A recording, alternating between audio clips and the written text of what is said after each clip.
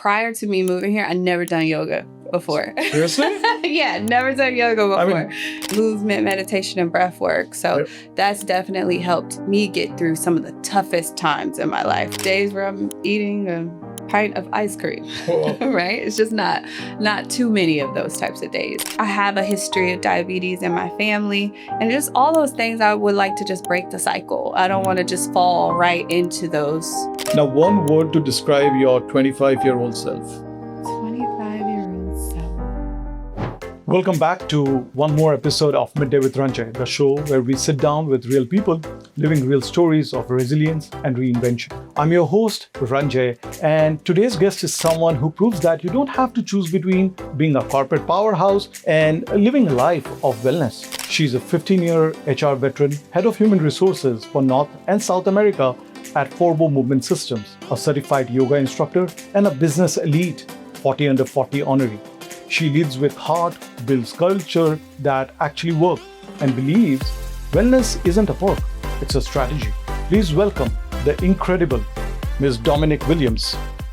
Well, Dominique, thank you so much for accepting my request. We've been trying to match the calendar. Yeah. Finally, I think this is the right time, and so happy that you were able to make it. Yeah, thank you so much for having me. I'm super excited to be here for us to reconnect because it's been some time. Yeah. So, So what I've done is, as you know, Midday with Ranjay is something that I started last year. My theme of this entire podcast is talking to people who are epitome of resilience and reinvention. And when I was doing research and whatever that little I know about you're the perfect candidate for this podcast. I see a lot of resiliency and keep reinventing, and I'm waiting for what next now. But today I think after this podcast there will be a lot of people who would pick up insights, and I'm sure that they will be motivated hearing your stories. So if that's okay, we can get started, because there's a bunch of questions that I've already prepared that I don't want to forget. Yeah, let's do it. Yeah. All right, so let's start with your origin.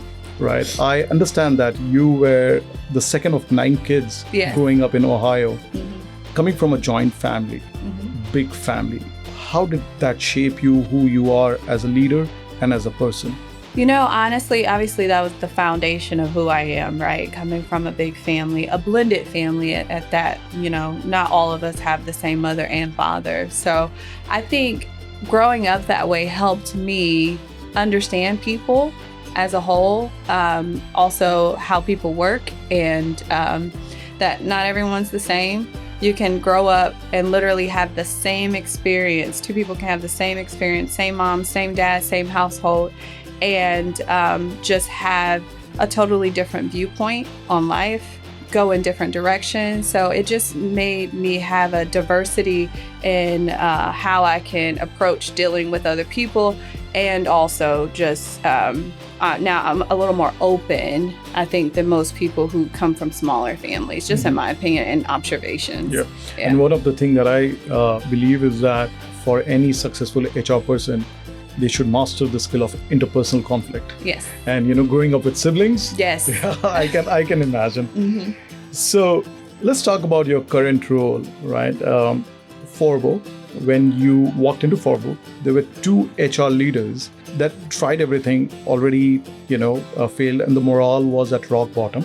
And getting into a scenario which is not so comfortable, right? What did you tell yourself on day 1 to stay grounded? Honestly, the main thing that I told myself a lot in that first year is this is just an obstacle that I have to overcome. Right? I just only took it as that, whether I was dealing with a difficult person, or if I was dealing with a difficult situation that could result in some sort of legal action or someone turning over and leaving that was critical to the foundation of the business. I just kept telling myself, this is an obstacle that you just need to overcome.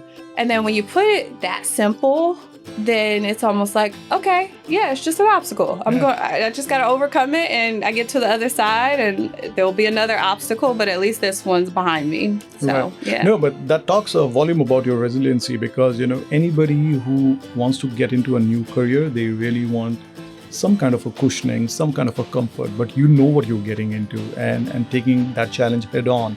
that talks volume about, that you're not shying away from difficult times in the near future. Yeah, and I do want to be clear. I knew that there were going to be difficulties, but I didn't understand going into it quite the level of complexity that I was getting myself into, So I will say that it ended up being a lot more work than what I originally imagined, but I just thought, again, I took this on. These people, I owe it to the people here to give them some sort of stability because, again, in 2 years, in 2 years, they had 3 HR people. We had the leader of HR who she retired, rightfully so, after 30 years. And then we had 2 HR leaders in between that time that unfortunately didn't stay over a year. So they were lacking stability, and I just thought it was important that, I stayed and gave that stability to those individuals. Gotcha. Yeah. Understood. Now, during the first year, I'm sure, after a year and things, does settle down, there will be teething issues. But was there a moment in your career where you genuinely questioned if you were on the right path? Absolutely. And you know what? That might happen again tomorrow. I don't want people to think that just because you take something on and you're successful that you can't question your choice. It's just what I think sets a lot of people apart is even though you're questioning your choice, you are still sticking to what you said you were going to do, right? So I said, you know what, I'm going to stick this out, and I'm for at least 2 years. That's what I told myself. So you gave yourself that much time? Yeah. Once I got in there, I was like, I'm going to stick this out for at least 2 years. I mean, granted, they could have fired me before then, right? Yeah. Right.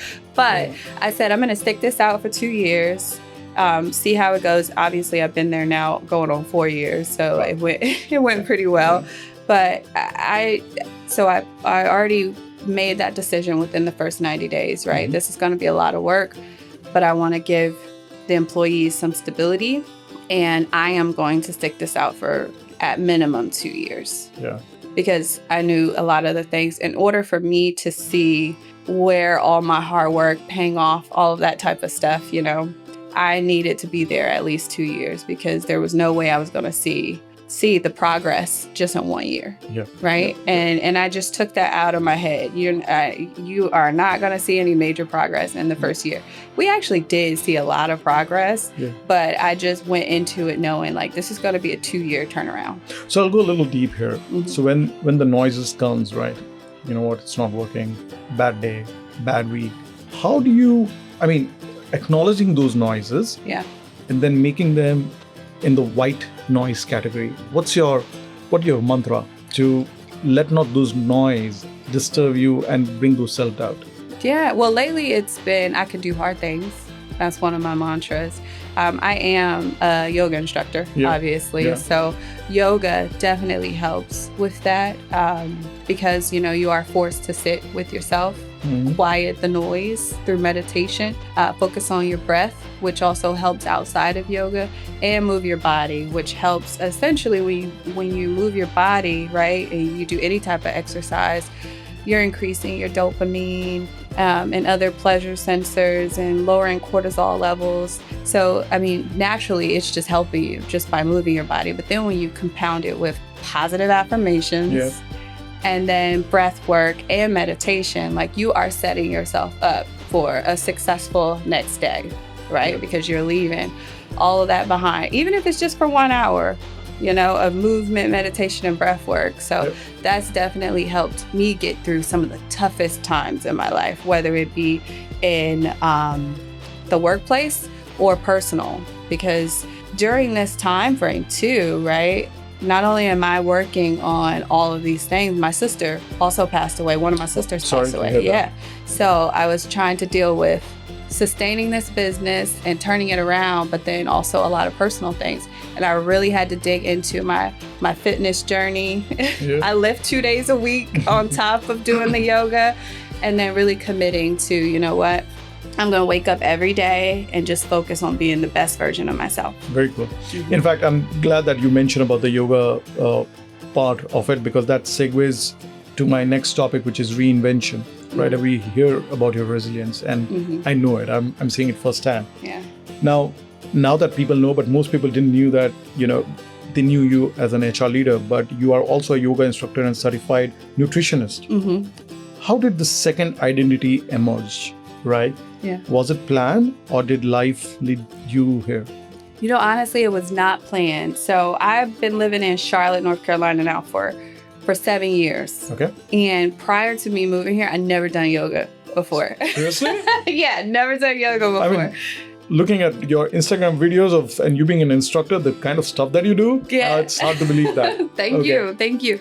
No, one of my really good friends here in Charlotte, I met her here in Charlotte within the last 7 years.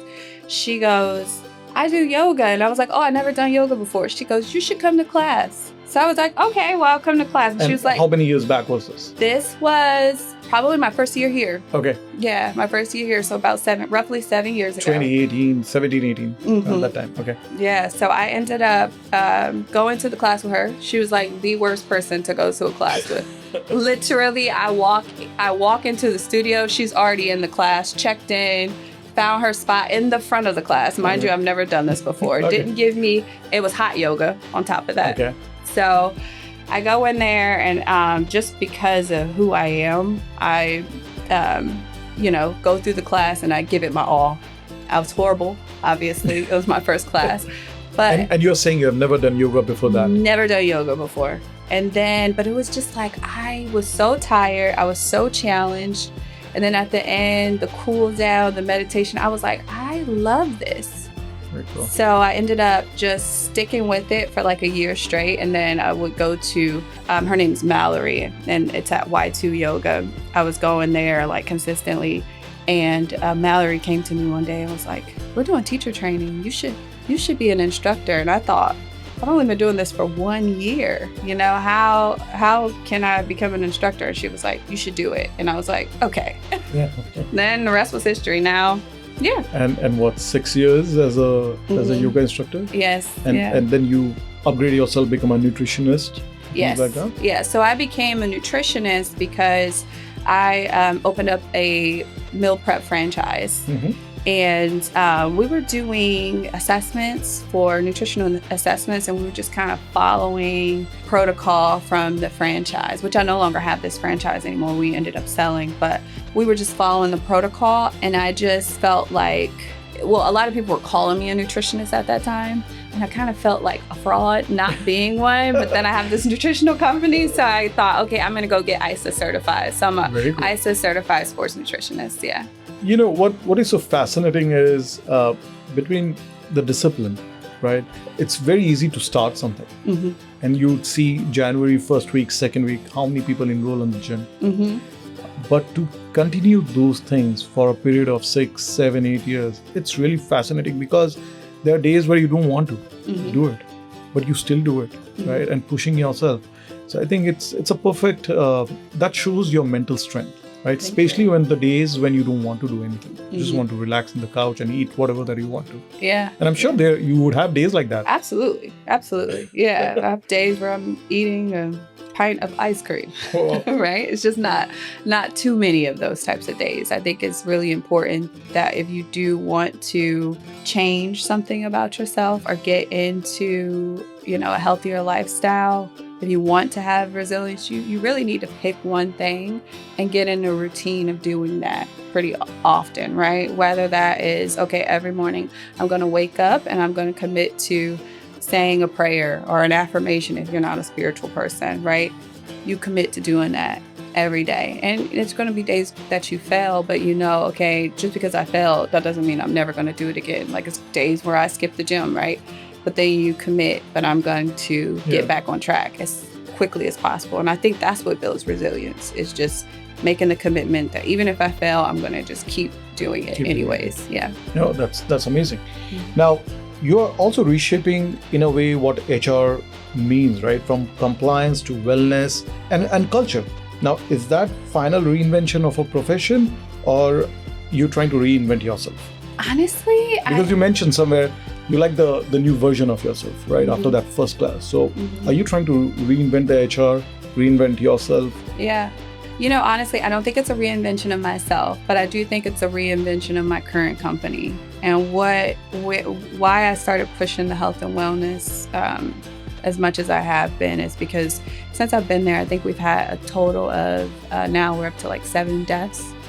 And these are individuals who are currently working. So Wow. yes, they're older, but they don't even have the financial security to retire, right? So they literally, we had a woman pass, she was just at work the week prior.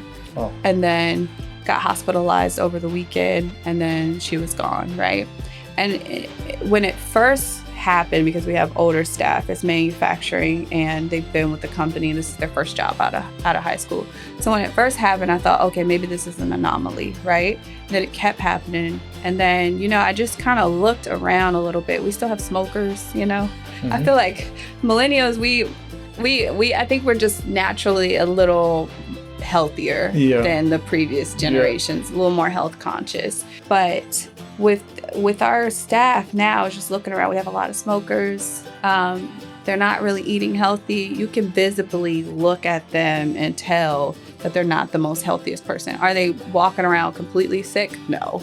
But you can tell, like, okay, there may be some health issues. So that's why I decided to really push the health and wellness kind of being in your face. It's kind of like a HR strategy. Yes. Right? Yes. And also too, we had astronomical numbers when it comes down to the amount that we were paying in benefits, because, every time that an employee goes to the hospital and they're hospitalized and all of those types, it costs the company money. I'm sure. So it really isn't a hard sell to a CEO, a president, or, a CFO, when you say, hey, just by investing in the forefront this amount, we save this amount. So like, for example, last year we focused on health and wellness initiatives. We introduced, some more virtual options for people to go to the doctor.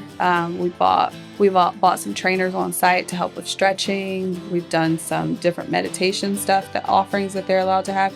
And collectively, with us changing our entire benefits strategy and our health and wellness strategy, we were able to save over $1 million. For the company. So and that's now people can actually see when it translates into dollar amount. Yes, okay. Absolutely. And when you're able to do that, right? You'll get a buy-in from your You get buy-in, you get buy-in when you can. When this girl knows what she's doing, right? When you can connect it to dollars and you can say, hey, last year we weren't doing these things, and this is where we were at. This year we were doing these things, and this is where we're at. They can say, oh, it's an anomaly or anything like that, but what they can't say is that there wasn't an impact, right? Yeah. Then it's the challenge of doing it again and again and again. I don't know what be able to save $1 million every year, right? Yeah, I'll tell you something. I, by the virtue of my profession, right, I work with companies ranging from manufacturing to IT to retail and everything. Now, wellness as a part of the strategy, it's pretty adaptive in the IT industries. They do it. Life is sedentary, call center, sitting on your desk. Yeah. I've not seen manufacturing company doing it often. They're very few I can count on my left hand. Yeah. You are one of those that actually I know that who's actually doing something around this strategy. And that brings me to my next question, which is, you said wellness is a business strategy, not just a mere benefit. When did you personally, and you can give an example, have that realization? Was there a moment in your own life that made it click? That obviously, you going to the yoga class, you felt different, but now that it's a way of life for you, what made you realize it? Honestly, the biggest thing was my sister passing. So we were 18 months apart, and I was doing yoga, and obviously we're getting older as well. So I was doing yoga, but I wasn't living the healthiest life, right? I was doing yoga, and it was like to help me feel good. Yes, I was getting a good workout, but like my habits, I was drinking a lot more, eating unhealthy, sleeping less. Oh my God, ask me. Like my average sleep, I'll be happy if I get like 4.5, 5 hours sleep. Yeah. And then your cortisol levels spike, and then you start retaining weight. So I gained a significant amount of weight during that time, and also, I started experiencing not anything that was health issues, but not anything that was like, oh, this is like life or death or anything like that. But it was like, if I continue down this path, like my cholesterol levels have shot up, and then I'm going to be just like the individuals that I'm trying to help, you know? And so that's when it clicked for me. You know, I have to commit, no matter what's going on in my life, to sustaining a healthy lifestyle and getting back on track. And then also, I just didn't like the way I looked. Right? I didn't like the way I looked. I didn't like the way I felt. I was going to the doctors and they were saying, hey, your cholesterol is getting high, all of these things. And, you know, I have a history of diabetes in my family, and just all those things. I would like to just break the cycle. I don't want to just fall right into those habits and fall into that statistics. Right? Like things changes from tomorrow morning. Absolutely. Okay. Yeah. Awesome. All right. How do you personally practice what you preach, right, during the training and in your classes? Because between the yoga, nutrition, being a corporate HR in 2 different continent, time zone, how do you manage? I mean, I just want to, sneak peek into your calendar. Yeah, and my calendar is revealing because I schedule everything. Okay. That's just what works for me. I know a lot of people don't like to follow a schedule. I like to follow a schedule because it just keeps me on track. It also allows me to look at my day and rearrange things. So I will look at my schedule the night before. Okay. Yeah, so that if I need to rearrange some things, like I can. I try not to just wake up in the morning and look at my schedule. Sometimes it happens, right? But I really am intentional about the night before looking at my schedule. And then on Sundays, I'll try to look at my weekly schedule. And I preach this to my team as well. Schedule time with yourself, right? Me time. Yes, schedule time with yourself. So I think that that's important as well. So not just filling up your calendar with a bunch of tasks, like also schedule time with yourself as well. I know so many people, including me, and I'll admit this in front of the entire audience here. Whatever that you have done, right? Following a calendar, being organized, nutrition, discipline. What if it's a bad day? I'll still go and work out, right? Everybody has done that. But what's lacking is doing it regular, day in, day out. Yeah. And whatever that you're saying is the ideal thing to do. And kudos to you, because you've been doing that for so long that it becomes a muscle memory. It becomes a second nature to you. So I'm sure, there are a lot of people who are going to be picking up something and then stick to it. Yeah, stick to it and do it no matter how you feel. That's the thing. If you change the plan because you don't feel like it or because you don't feel good. It's like brushing your teeth in the morning. Exactly. Right? You do it no matter how you feel. If you wake up in the morning and you feel sad, you're going to brush your teeth, right? If you feel happy, you're going to brush your teeth. So there's certain habits that you have to say, this is non-negotiable. I'm going to do it no matter how I feel. Yeah, good. Glad. So my next part would be more on the leadership and the people. And I'm sure, there are a lot of young professionals who are watching this. Would like to know about, from an HR point of view, what's the hardest human conversation? It could be in professional, personal, that you have had in your HR career, and what did it teach you? So that I've actually have had to have with my team. That's a good question. Or bringing them to your own speed, right? And telling them that I'm passionate about this and I can see the value. Not necessarily everybody will share the same emotions or the feeling. Yeah. Honestly, I think every young professional will run into is holding your team accountable to your standards, right? I had to learn early on that not everybody has the same grit or the same dedication to things that I do, and that's okay. But just holding your team accountable, setting deadlines, hold them accountable to that deadline, setting expectations, holding them accountable to those expectations. And doing that and communicating that, because I think a lot of people will set the deadlines, and I see it with leaders all the time. They'll set the deadlines, the employee will miss the deadline, they say nothing to the employee until it gets out of hand. Like, not the first deadline that they miss, they wait until it's the 20th deadline that they miss, and then they're in my office saying we need to fire this person. Right? So having a conversation, and a lot of times most people we're non-confrontational, right? So if there is an appearance of there's going to be some conflict, I don't want to have the conversation. I don't want to rock the boat too much. Or I need this person because I don't have someone to backfill if they decide to leave because they don't like the conversation, right? But if you get in the habit of setting the expectations and holding them accountable, the first time something kind of goes a little left, they're more open to having those types of conversations, right? But if you wait and you never say a word to them until it's like completely out of hand, you're frustrated, they're frustrated, and it'll come off completely wrong, right? But I think with building relationships, you have to not only have the positive conversations, but you have to have those perceived negative or tough conversations as well. So follow up to that, and this is a question which I didn't prepare, but I really want an answer from you because, somebody who's been doing exactly, similar kind of challenges and things like that. When we say choose yourself, right? Part of that is to say no. You should know when to say no. And I personally struggle to say no. And just between you, me, and the entire world, I've got into a lot of problems because of me not saying no. Yeah. Which category do you fall into? No, I struggle with saying no. So and that's I think, +1. Yeah, I think a lot of high-performing people do struggle with saying no, because if it makes sense to us, we feel like, oh, okay, we should say yes. Like it makes financial sense. It makes it just fits into my lifestyle. But we may need to draw it back and say no because of things that we have going on personally, right?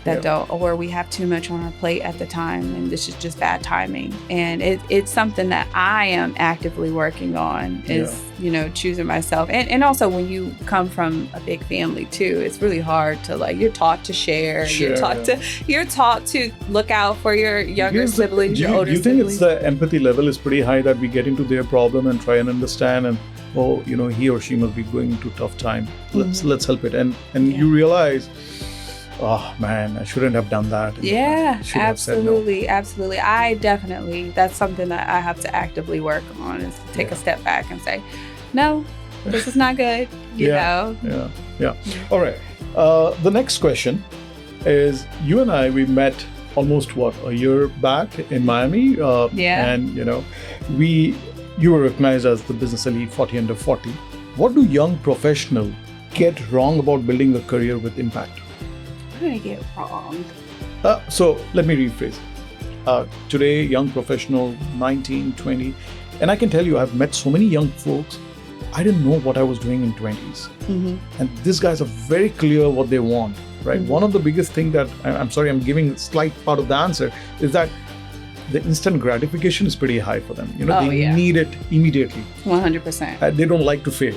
Right. And I don't know how that's going to work, because no matter what AI comes in this world, AI agents, but you will fail if you want to succeed. So what do you think is maybe one or two things that they get it wrong? Look at Dominique, she's doing everything fine. But they should know what are the things that you have gone through, the mistakes. Well, I think the big thing, and I know this sounds cliche, but you can't make everyone happy. I mean, there's times when my boss isn't happy because of something that I told him that he shouldn't do, or that I don't like, you know what I mean? Or I'm giving him pushback but I think that what he does appreciate is that we're sparring partners, we go to say, right? We're on the same team, right? But sometimes we got to, spar it out a bit. So I think that when I was a young professional, I thought, okay, my boss has to always be happy. Like, I need to do everything to make him happy. But then there are times when, especially when you're getting to where you're leading, you're the head of HR and you're reporting to a president, right? Who's not necessarily an HR person. There are times where it is in his best interest for me to tell him, this is not a good idea, no matter how strongly he feels about it. And there are times where we have to go back and forth respectfully with each other on those opinions. And sometimes it works out where he says, you know what, I see your point, Dominique, we're not going to do it. And sometimes he tells me to do it anyways, right? Because he's willing to accept the risk. But it is my job to make sure that he's aware of those risks. And also he knows my opinion on which way we should go. So you can't make everyone happy, even your boss. Yeah, I totally agree. Now, this is a tricky question, and I want you to think about it. It's my one of the last question before we get into the fun part, which is the rapid fire. If resilience had a yoga pose, what would it be and why? Oh, that's a good one. Because there's so many good yoga poses. Yeah, but resilience, right? Resilience. So I would say Warrior 3. Warrior 3? Yes, Warrior 3. So that's when you are kind of in a straight line. Your leg is up. You're standing on one leg. Arms can be out or arms can be here. You have to balance, right? Draw the navel in. You have to breathe through it. There's so much that you're doing. A lot of things going on there. Yeah, right? a lot of things going on. So you're saying like standing on one leg? Yes. And the other leg is behind? Yeah, behind. Okay, so people who don't know, I'm sure my editor was going to put that image somewhere in between. Right. Or somewhere here. Yeah. Warrior 3 won the name. Warrior, right? That already represents resilience, right? Because you have to be a resilient person to take on being a warrior. For me, right? even a simple sun salutation, which in Hindi is called the Surya Namaskar, it's even difficult to get that. Yes, it's difficult to get that. But yeah, I would say Warrior 3 would Wonderful. be, Wonderful. resilience pose. All right, so the fun part now. I did prepare a rapid fire. I don't have a gift hamper to give you for this, but we can go out for lunch. But this rapid fire, the only rule is that you don't get more than 5 seconds to think about it. Okay. Right? Let's do it. And I tried my best to merge your two passions. Okay. People, HR practice, and the yoga, and try and give you some questions. Okay. Coffee or green juice? Coffee. Yoga mat or Excel sheet? Yoga mat. That was fast. Yeah. Okay. The one HR rule that you would get rid of it tomorrow? Limited paid time off. You know what? In my company, we have unlimited PTO. Yes. We don't ask anybody.